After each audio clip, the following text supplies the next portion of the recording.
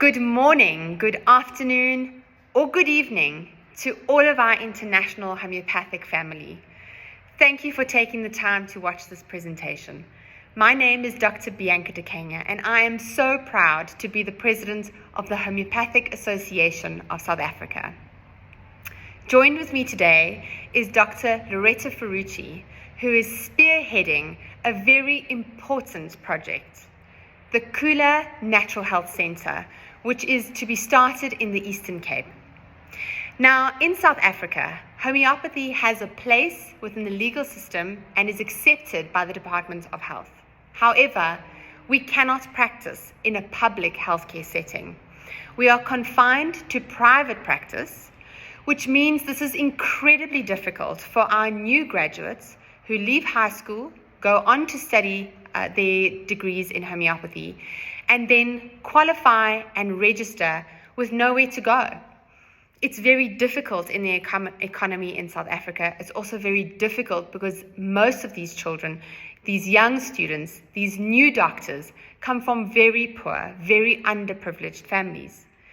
For this reason, the Homeopathic Association of South Africa is supporting Khula Natural Health Centres in our rural communities. Now, Dr. Ferrucci will give you a little bit more information about the clinic to be started in the Eastern Cape. But I would like to tell you a little bit about a clinic in St. Lucia, KwaZulu-Natal, that was started by Dr. Manuel Steiner and Dr. Nicoline Purgita Steiner. They started and founded the Khula Natural Health Centre in St. Lucia, which has to date seen over 30,000 homeopathic consultations. This clinic was the first of its kind in South Africa and is quite literally the blueprint of how homeopathy will work in the public healthcare system. Our goal as the HSA is to engage with our government, with our ministers of health, with our MECs for health, as well as our shadow ministers in opposition parties, to show them how homeopathy can work, and not just work, how it can be a vital component of healthcare in South Africa, a crucial step between the public and the healthcare system that we have in South Africa that is very, very desperately struggling. So we come to you today with this information of this really important project, the Khula Natural Health Centre in the Eastern Cape, which will be the second clinic for us to open here in South Africa. Many years and certainly hours have been put into this very important initiative, and it is with absolutely immense gratitude that we thank Dr. Loretta Ferrucci for spearheading this over so many years. She will give you a little bit more information on that. Hi. As Dr. de Kenya has mentioned, I am Dr. Loretta Ferrucci. I am a member of the Homeopathic Association. I have also served on the executive committee of the Homeopathic Association, probably for more time than I can care to remember, probably about 15 years now. And I am the person who is spearheading the opening of the Khula Natural Health Centre in the Eastern Cape. So for those of you who don't know, South Africa is divided into 11 provinces. Some of them are larger than others. The Eastern Cape is one of the larger provinces, and it also happens to be one of the poorest provinces in the country. I was the chairperson of the professional board for homeopathy, naturopathy, and phytotherapy. My tenure ended at the end of last year, so I was the chairperson for 5 years, and a part of my position entailed traveling to the Khula Natural Health Centre in Khula village in KwaZulu-Natal, a different province of South Africa, and there I was privileged to be exposed to the amazing work that is being done in the community there. Not only is Khula Natural Health Centre in KZN helping patients to improve their health, but it is helping to grow the community, and it is also serving as an internship site for homeopaths in training so that we can grow the profession. As Dr. de Kenya mentioned, homeopathy is recognized in South Africa. It is legislated. We have to be registered in order to practice, but we are not part of the public healthcare system. And as a consequence of that, it's very difficult for young homeopaths, especially those from disadvantaged backgrounds, backgrounds to actually go into private practice. And so my aim with starting the Khula Natural Health Center in the Eastern Cape is twofold. It's one, to improve the health of not only the patients, but of communities. And secondly, to provide a place where young homeopaths can grow in the profession.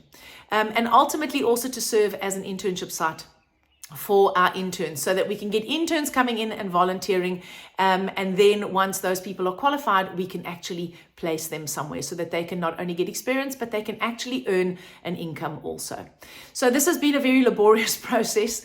In the Eastern Cape, the villages, the rural villages, are run by committee, and the committees then answer to a central committee, and the central committee is answerable to the tribal council. Now, I didn't know any of this when I started. So what I did was I contacted a ward councillor, who was one of the politicians, and they put me in touch with the committee of a particular village, and then the negotiations started. Unfortunately, after about 6 months, our negotiations stalled. In fact, we were about to sort of start getting renovations done on a building, but then COVID hit, and so the country went into lockdown, and for however many months it was, we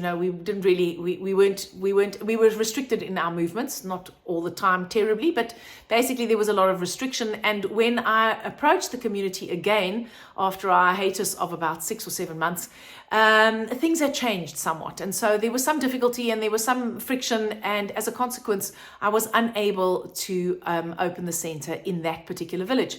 So I was once again stymied. I spoke to someone that I know quite by chance, and she said, I know someone who can put you in charge. I was in contact with someone, and then I connected with somebody who worked in a different community and had contacts in a village outside East London, probably about 40 kilometers away. East London is the town in which I live, about 40 kilometers from the center of town, known as Ngecha village. Now, there are 9 villages in Ngecha, and the area houses about 10,000 people, of which between 4,000 and 7,000 are women and children. There are basic healthcare services in the area, but they are very, very rudimentary, and they are patchy at best. So I approached the committee, and after much negotiation and much deliberation, they gave me what was effectively permission to work from a shell of a building. So the next step was to meet with the tribal council and with the princess, who is the head of the tribal council, and gain their approval.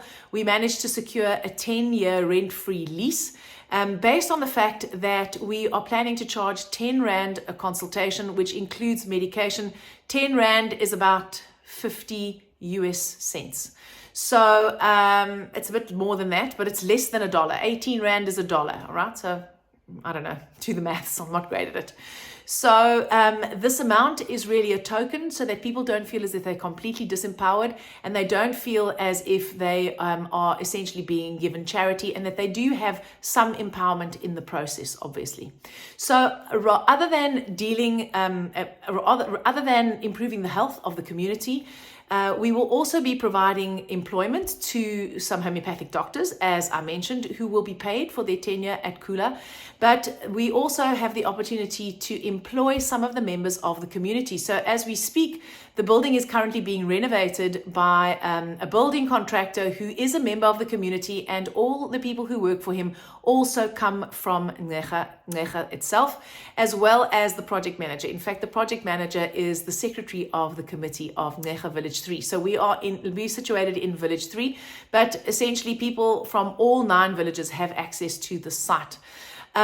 We will be employing at least 3 translators, because some of our practitioners, myself included, do not speak the indigenous language of our area, called Xhosa. So we are going to be training translators that will be able to translate for the doctors, so that we can hear the signs and symptoms in the language of the patients. We will also be employing an administrator, and obviously some ancillary staff, like somebody to sort of tend the gardens and somebody to maintain the building for us. So those are our immediate plans. Now we started this project with enough funding I believed, to do a minor renovation and possibly run for 2 or 3 months. And that doesn't really sound like much, but I do know that it's very difficult to secure funding for a project that's just an idea. And I wanted it to be more than an idea. So as a consequence of that, I discussed it with my colleagues. I discussed it with other members of the EXCO of the HSA and said, well, you know what, I think what we should do is we should go ahead, we should initiate things, we should get the renovation going, we should outfit the building. We're doing it on bare bones, and we should just start, because even if we only see 10 patients, that's already making a difference. So that has been our aim. We have been very, very fortunate in that a hardware company in the Eastern Cape called Buco have been extremely generous, and they've donated more than 120,000 rands worth of materials. Without that donation, we would not have been able to do the renovation. So we have been able to pay our contractors, pay our labor, pay our project manager, pay our expenses, but all the materials have been donated, and the electrical works have also been donated. So we have been securing donations as well as securing funding. So we also have been very, very lucky to partner with the Healing Hands Foundation, and they have a project, I'm going to misname it now, but it's called the Match It Fund or Match It Project, I think. It is run, it's a funding platform that one submits a funding request or a grant kind of request, and then if they approve it, then they will match dollar for dollar what we collect. So our aim is to collect $12,000, in the region of about $12,500. We to date have collected $4,125. So we have about 34% of what we want. The Healing Hands Fund will match whatever we collect. So if we can collect the $12,500, they will match this with an extra $12,500. And this will enable us to run this project probably for at least 6 months. And once we actually have patients coming through our door and people experiencing the power of homeopathy, and the community really becoming part of the project itself, I do believe it will become easier for us to secure more funding.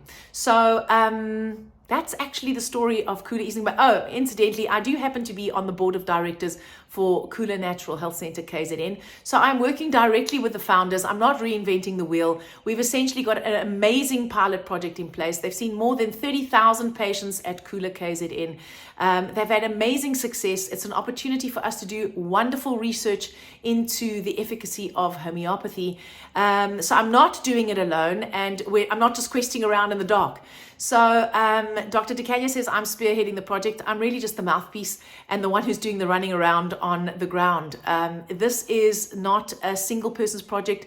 This is a village's project, and not just the village of Ngega. It is involving the HSA, our wonderful donors, people who have already donated on the platform, for which I am extremely grateful. So if you feel it, if you feel that this resonates with you, if you think that this is a cause that you would love to support, we would love to receive your donation, no matter how big or how small. We've got 14 more days of this particular funding drive where our dollar for dollar donations will be matched.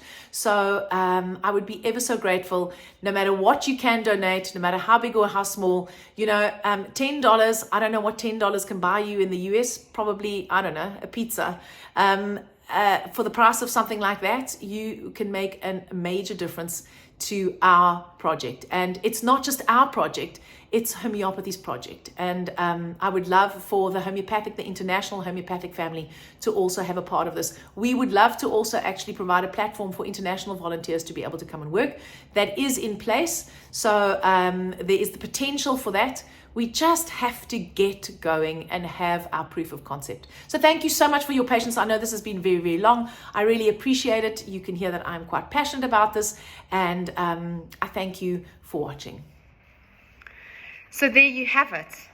By supporting the Khula Natural Health Centre in the Eastern Cape, you are in effect investing in the future of homeopathy, not just in South Africa, but certainly in the world. We really invite you to make a donation, no matter how big or how small, and help us to make the Khula Natural Health Centre in Eastern Cape as successful as the Khula Natural Health Centre in the KZN region, just by this small donation. We only have a few more days left of our doTERRA account, which will match every dollar donated. This could be huge for us. And as Dr. Ferrucci has said, we've only met the 34% requirements of what we need to make this a reality. We have the acceptance and approval of the community. We have the backing of the princess of the tribe. We now need the funding to be able to make this dream come true. We have the students, the interns who are ready to be hired and employed and to treat the South African public with homeopathy, which is such a privilege.